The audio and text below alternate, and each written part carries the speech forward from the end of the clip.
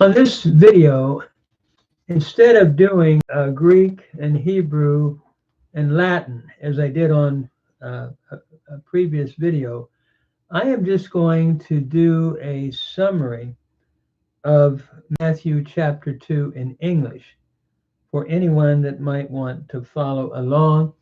And I'll try to do like a short commentary. We see the visit of the Magi, showing that Jesus has come for the Gentiles as well as for Jewish believers. And I think Matthew's showing this, having the Gentiles making the first visit. It reads, "Now after Jesus was born in Bethlehem of Judea in the days of Herod the king, behold, wise men from the east came to Jerusalem, saying, Where is he who is born King of the Jews? For we have seen his star in the east, and we have come to worship him." When Herod the king heard these things, he was troubled, and all Jerusalem with him.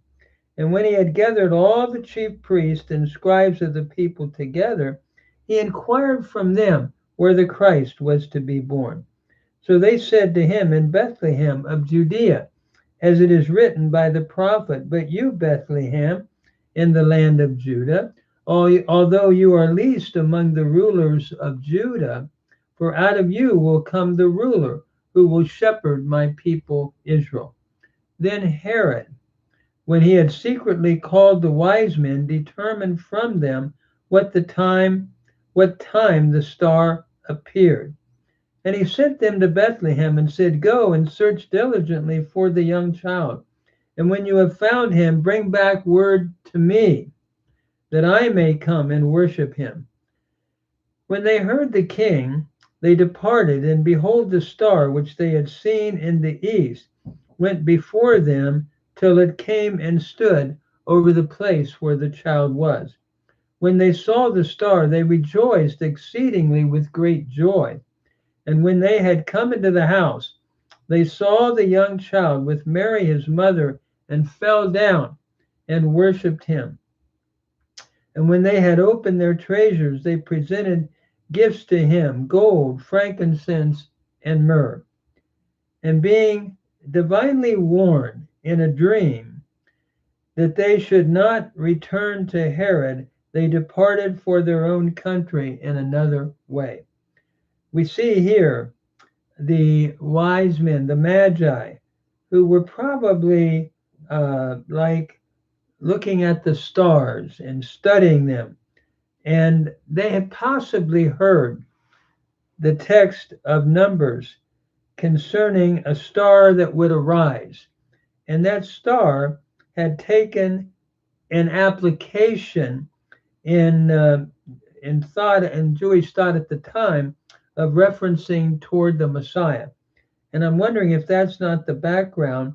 And then we have the quote from Micah chapter 5. It's interesting to me as I look at this that the scribes knew where Jesus was to be born, but they did not even want to travel a few miles to find it out. Where the Magi came a long distance, showing us two different responses. The one wanting to worship Christ, the other that of indifference. And then a third, that of Herod, who wants to destroy Jesus because he feels threatened by him. And really, there's three approaches I think Matthew's presenting to Christ: those that want to worship him and love him, those that are indifferent, and those that want to destroy him.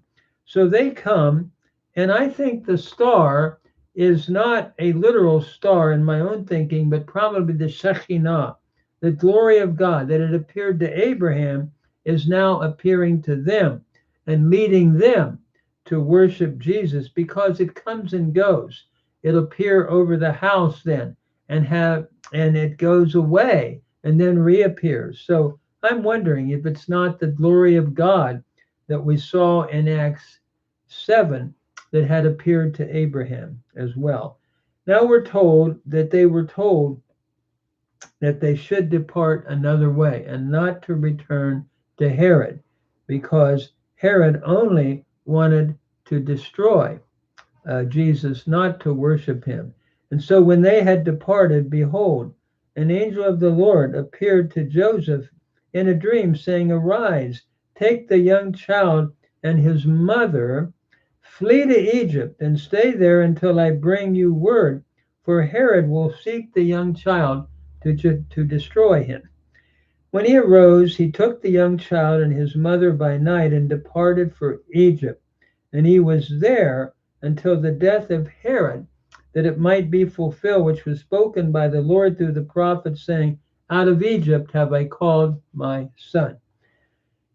Here we have an interesting use of Hosea chapter 11. In the context of Hosea, it's talking about Israel being called out of Egypt in Hosea 11:1. Here, I think we are seeing a type where Israel becomes a type of Christ.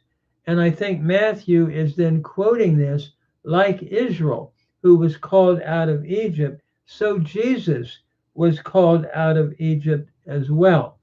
And in a sense, he is the final perfect combination of Israel, I'm thinking, in Matthew's mind.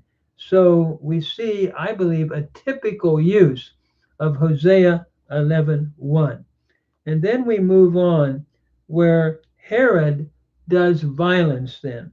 Notice then Herod, when he saw that he was deceived by the wise men, was exceedingly angry, and he sent forth and put to death all the male children who were in Bethlehem and in all its districts from 2 years old and under, according to the time which he had determined from the wise men, or the Magi. Then was fulfilled that which was spoken by Jeremiah the prophet, saying, and this is a quote from Jeremiah 31, verse 15, a voice was heard in the Ramah, lamentation and weeping and great mourning, Rachel weeping for her children, refusing to be comforted because they were not. Here we have another fulfillment of Jeremiah 31. Just like Rachel was weeping for her children when they were taken away to Babylon in Jeremiah, the weeping is continued now from Rachel's tomb, which was not far away from Bethlehem. And so there is that weeping going on for the children that had died under the violence of Herod. Herod was insanely jealous of anyone that would threaten him. And we see the horrible response of what Herod had done here in Matthew. And it's interesting, again, I see three models concerning Christ. There are those that love him and want to worship him, like the Magi. There are those that are indifferent, like the scholars of that time. And then there are those that want to destroy him, like Herod. And I think Matthew is preaching and showing, I should say, or declaring these three models. Then we have the final paragraph following the horrible violence of Herod.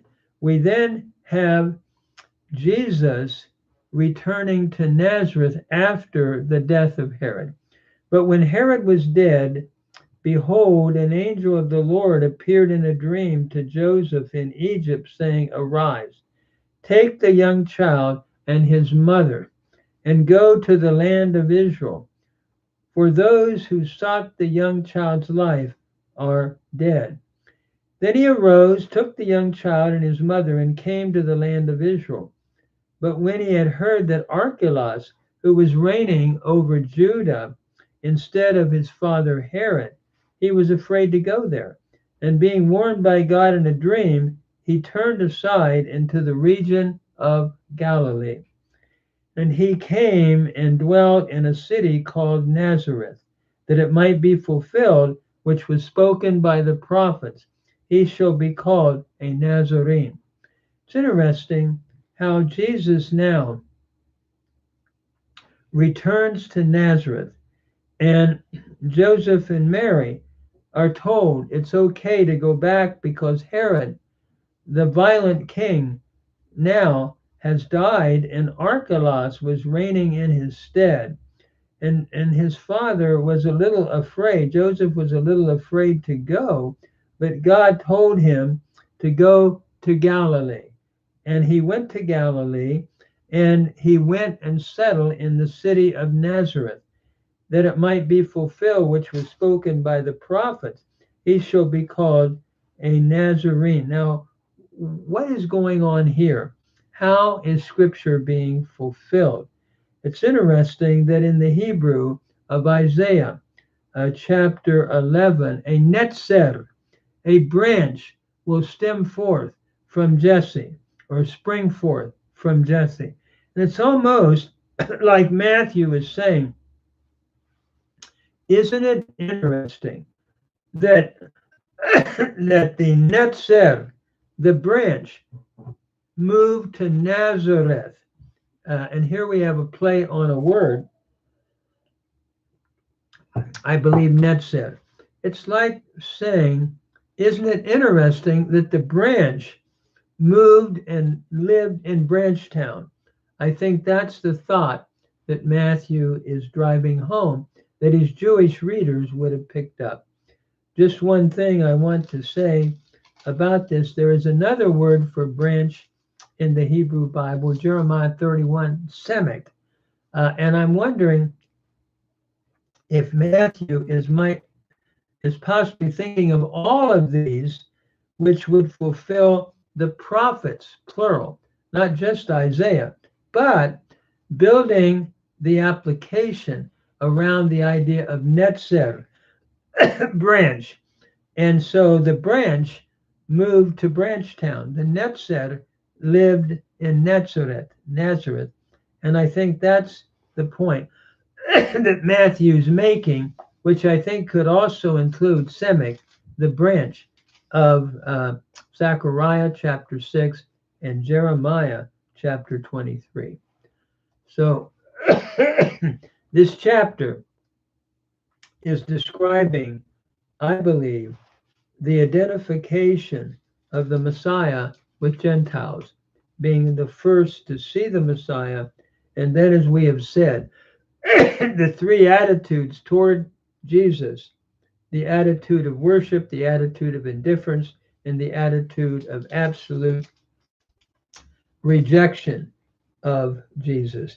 And then we see how he settled in Branchtown. The branch lived in Branchtown, or the netzer in Nazareth.